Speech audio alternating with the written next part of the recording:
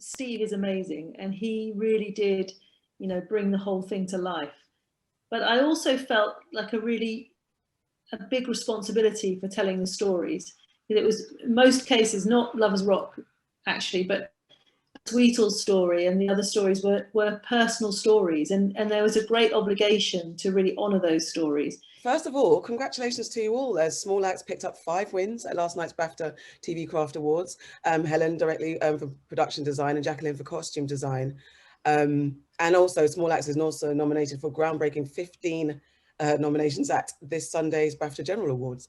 What's it like being a part of this winning production, especially as you reflect how impactful Small Axe has been overall? I'll go to Helen first. Wow, what was it like? It was an amazing experience. Obviously, fantastic energy behind it with Steve. He's such a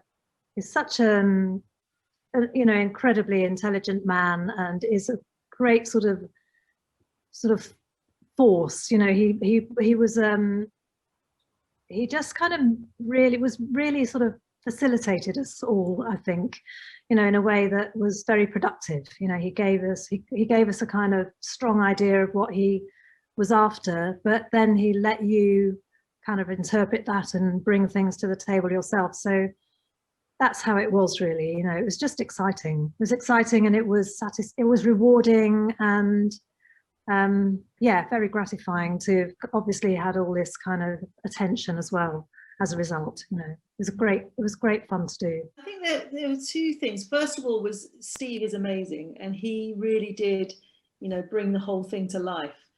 But I also felt like a big responsibility for telling the stories. It was, in most cases, not Lovers Rock, actually, but Tweetle's story and the other stories were personal stories, and there was a great obligation to really honour those stories and like bring kind of your best game to kind of representing them on camera.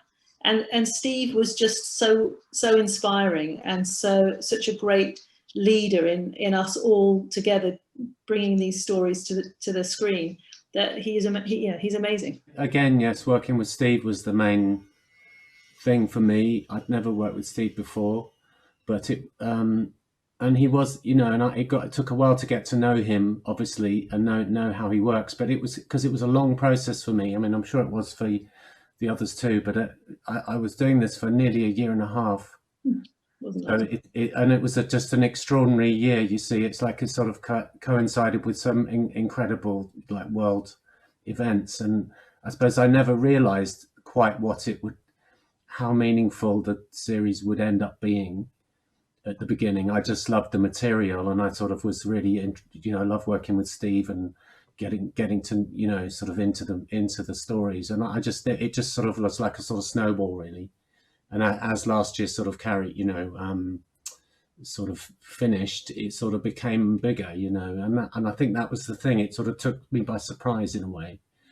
I always loved the stories, and that went without saying, but it was just, it had more significance as we went on, as we worked on it more.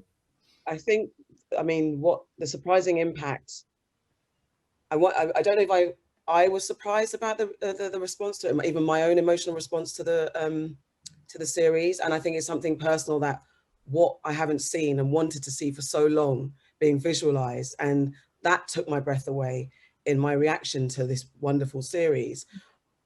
But there is a lack of information about the British Black experience, and this is why it resonated so much. So for you guys to draw, where did you draw from to start your process with this narrative that hasn't been seen before? I'll start with Jacqueline. Well, I mean, I had the 2 specific episodes. So one was Lovers Rock and one was Alex Wheatle.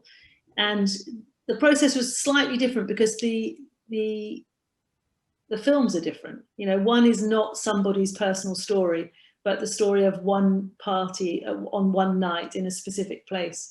So there was a lot of research went into that in a specific way. And the Alex Wheatle story was based on his life, really. So the first thing, or one of the first things we did, was we went and spoke to him and talked to him about, you know, the clothes he wore, the kind of environment he was in, the life he had, and he has an amazing memory.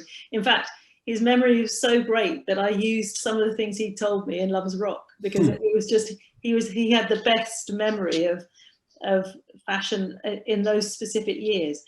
Lovers Rock was interesting because it's a strange thing, because late 70s style has been reused again and again and again, and so has lots of style related to sound systems and everything. It's quite familiar, well, relatively familiar.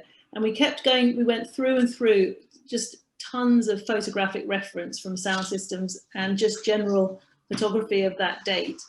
And in there, we found just very few pictures of women in the specific style of dresses that we ended up using, that we just chose to be the way we were going to represent that party on that date. And it isn't that is the way that everybody dressed at that particular time, but it is one way. And it's a way that hasn't been reinterpreted and reused and regurgitated in fashion quite as much as all the other looks. So it felt fresher and it felt new, and it was just a way for us to tell that story in a kind of slightly different way. And that was really photographic reference. There's just so much brilliant photography from that period. Thank you. And Helen, with the production design, it's actually, I read that you said you grew up during this time. So what well, yeah, I mean, is that kind of a that's about right. I mean, I do remember those parties, but I was just to something Jacqueline's just said, you know, that sort of seeing those people wearing those clothes is so refreshing to see that, and quite captivating, and very, very unusual to see that on screen. And that whole film, so unusual, you know, to have that kind of time devoted to it on mainstream television, you know, just kind of never seen it before at all. And I think that's what has kind of caught people's imagination, really, or caught the attention of people. It's just that it's very unusual. Sorry, what was your question? And do you know what, I was trying to think, what did I ask? I think jumping off from what Jacqueline said about memory and having Alex's wonderful memory to aid the visual. Yes, you were drawing from experience of being, maybe having seen those parts. What else pulls you in to get started? Yeah, I mean, I did recognize aspects of what I was trying to portray, and there was a load to learn, because there was a lot I didn't know at all. And, you know, for me, the excitement was working with Steve McQueen and the stories, and, you know, this kind of opportunity to design for those periods as well. The research side is everything, you know, but there is, like Jacqueline says, a lot of research to be found, archives, talking to people, photographs, videos, you know, there's lots. And in the end, you have to kind of filter it, really, and draw from it the elements that interest you or that you think speak to the stories we're trying to tell, and sort of, gel them together somehow. So it's a sort of hybrid, really. What you end up with is a hybrid of all the things you've seen, all the things you've learnt, all the things you remember. And there's something, I suppose, Lovers Rock I remember more, and also actually Education was one I felt quite connected to, because I went to school about the time of the story. You know, I was about the same age as that character, so I kind of knew what the school was like. So yeah, it's kind of drawing on my own memories as well.